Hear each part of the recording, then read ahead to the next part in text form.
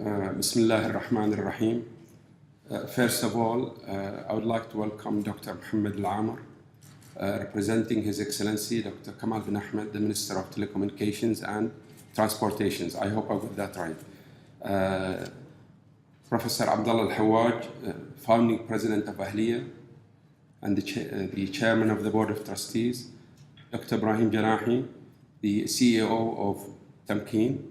And dear colleagues, there's too many of them. I'm really proud and happy to be surrounded by established old colleagues. And I don't mean the word old in age. I mean, we've been together for a long time. All these front rows, of the front row, they've all been old colleagues, between quotes, and that's previous colleagues. I'm really proud that you are here. And it is indeed an honor to see such presence. And this shows a lot of significance to this conference and to Bahrain. The presence of Tamkeen, the presence of the chairman of the TRA, the CEO of TRA, Dr. Mohammed Al-Amr, representatives of universities, leading professionals in the IT field. This is indeed a pleasure and a privilege for all of us. And this shows great signs and great significance that these established bodies and organizations in Bahrain are here to support IT professionals and to lead the way forward. And I don't think I'm hiding any facts if I say that Tamkeen has made great leaps towards making Bahrain on the map in technology, in jobs, in entrepreneurships. And I think I'm not hiding any fact. It's out there for everybody to see, just like the sunshine of Bahrain. There are representatives of professional societies, Mr. Ahmed Al-Hujairi and Abaidi Al-Abaidi of IT societies. And you will have to forgive me if I don't mention everybody because it's quite few of you. So you're all welcome, invited guests and fellow participants. I think if you look at the title of the symposium, IT Innovations in Knowledge Discovery Symposium, that title means a lot. Knowledge discovery, is it creating knowledge or discovering knowledge? There is a difference between creating knowledge and discovering knowledge. There is a lot of knowledge being created and a lot of knowledge to be discovered. Our question is, how much of this knowledge we are creating and how much is created by the others? And how much of the knowledge we have locally we are able to discover and how much is out there to be discovered? And I don't want there are many examples. If you look at the medications given to patients, for cholesterol, for example, you will find if you follow these medications and follow the diseases they are causing or not causing, you will discover a lot of knowledge. The IT innovations means a lot of things, or IT innovation. And what I thought, first of all, let me tell you about why Ahlia is holding such conferences. Ahlia's primary goal is to focus on quality graduates and quality professors.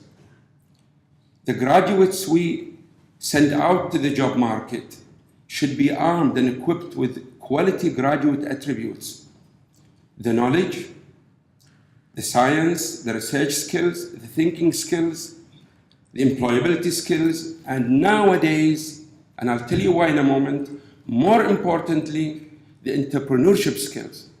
Because the future will be led by entrepreneurs. The future will be created by entrepreneurs.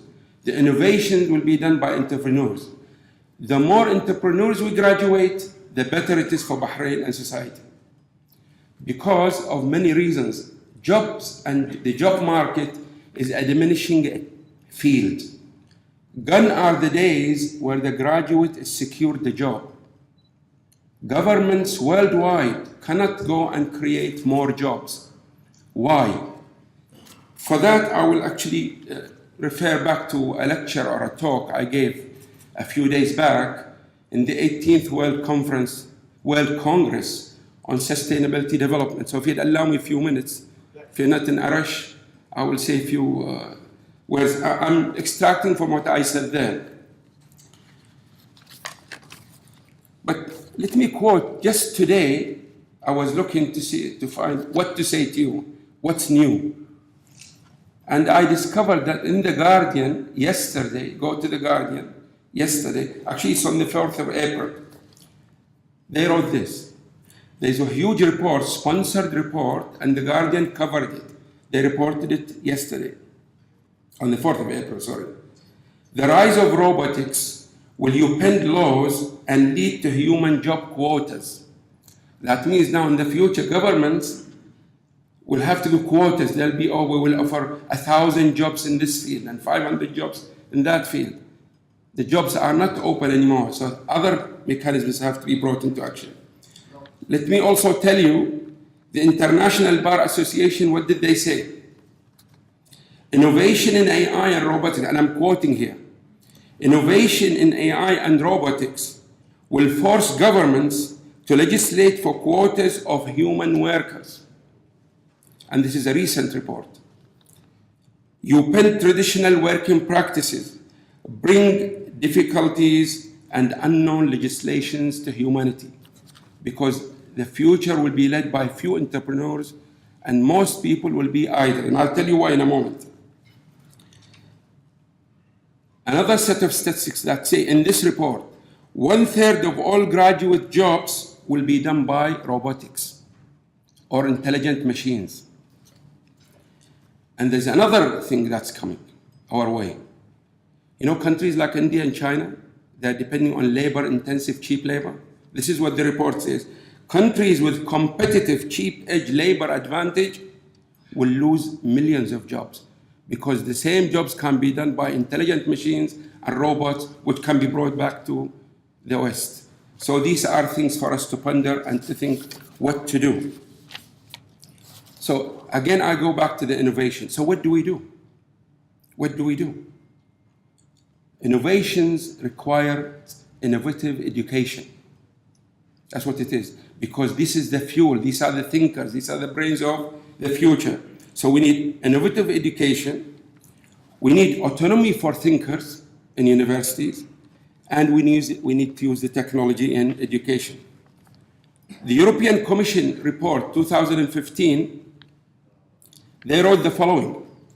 They said innovation in education means innovation in technology and graduating inventors and thinkers, not people who you train to work on a machine or to fly an airplane or to use. Those days, we have to forget about them. Such procedural jobs will be done by intelligent machines and robots. Let me take you a little bit of what you already know. And let me tell you what IT innovation has done. Drones. Now, they have identified officially, the American government has sponsored research, they've identified 800 tasks for drones. One of them is to deliver pizzas and takeaways. 800. Robots. Japan, the other day I was listening to the radio, BBC radio, they have already introduced robots to work in all people's homes, intelligent robots. So all those millions of jobs serving all people are going. You know, in the old days when you went in your car from one place to the next, you open the map. Now we have a GPS. And what's coming in the next stage is even more. So no more maps, no more guides, no more tourist guides, no more tourist jobs. All be done by intelligent machines telling you where to go, what you want to know. These are jobs that are going. Holograms. This is the future. It's already there. It's not mature, but it's expected in 20 to 30 years that neither you nor am I here. I will be talking to you. You will be sitting there, but none of us is physically here. Will be beamed. So there's no need for people to go to school and university.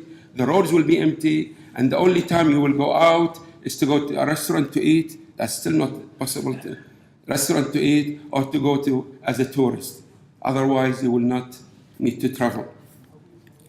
Bills and e-governments, driverless cars, that's already, that's already happening. I'll give you some basic statistics and I'll be quiet. These are recent statistics published officially, sponsored by government agencies. The USA lost 5.6 million jobs due to technology alone. Not because of China or India, cheap labor, technology alone.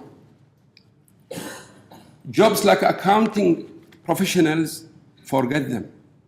They will not be needed, zero. They're gone. Because all accounting can be done intelligently and procedurally by intelligent systems. They have said there will be an automation bomb hitting the United States, not a bomb, don't get me wrong, automation bomb. 45% of all jobs in the USA will be affected, either 100% or up to 30%, but the minimum is 30%. There'll be a $2 trillion loss of revenue because not many people working, no taxes, so no revenue to the governments. 5% of all job categories will be fully automated, and 30% of all jobs will be partially or fully automated. That's why we have to think of a different way. We have to think of a different concept, think of the future. Don't think for 2 years from now. Think for 30, the child who is in the nursery now and primary school, think what they will do in 20 years and what jobs we'll have. Don't think now. McKinsey, famous McKinsey, again, US Bureau of Labor sponsored McKinsey to publish a report, to research into a field. And they said 59% of jobs between full 100% and partial 30%, I've already said that. Canada, a country of 30 million people, the University of Toronto published a report, again in 2015. They said 7.5 million jobs will be lost in the next 10 to 15 years in Canada. And that, it's not so much the statistics, they are worried about the social implications. What will people do? How will you fund them? How will you give them money? What are their rights? And this is the serious world implications. The World Bank, a report was published about India in the Hindu Times on the 5th of October 2016. It said automation will hit 69% of all jobs in India, in one way or the other. In China, 77%. The World Bank President Jim Kim, he said the IT and IT technology will reshape the world. And they said now they are calling it the fourth revolution. And all countries will be affected one way or the other. The All-Star Investor magazine, again sponsored survey, Mark Anderson said to Obama, as before when Obama was president recently, he said to him, where will living income come to people? There'll be no jobs. Are you going to pay robots? Are you going to pay salaries to robots? And this is a serious challenge. So robots will open bank accounts. To conclude, the way ahead, if we look 20 or 30 years from now, we will see the following. And this is a reality. There will be few inventors. There will be few earners. There will be few technologists. And I don't mean technologists who use the technology, using the GPS in your car. I don't mean that. And there'll be few teachers, and that teachers will become more facilitators or managers in the classroom, and not the old style of you're standing there and choking and talking and speaking to the students until you bore them to death. Those days have gone and will be gone forever. The dilemma for all humanity is what to do. Where is the money going to come from if people aren't in jobs? And I want to conclude by saying, and this is my own personal view, that we should think of ways of modifying our education system to produce entrepreneurs, and that we should spend money, sponsor educational institutions to bring ways and think of innovative ways to graduate entrepreneurs. One entrepreneur is equivalent to maybe 1,000 others.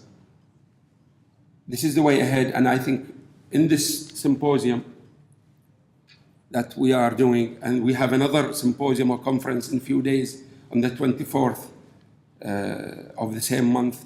You're all invited. And I think this is, we are trying to say to Bahrain, Ahlia is trying to say to Bahrain, let us discuss the situation, let us see what to do. And again, I will repeat that the presence of leading people in front of me here, Dr. Ibrahim Janahi, Dr. Mohammed Al-Amr, and all the others, is an indication of your support, and we have to think ahead. Thank you very much. Thank you.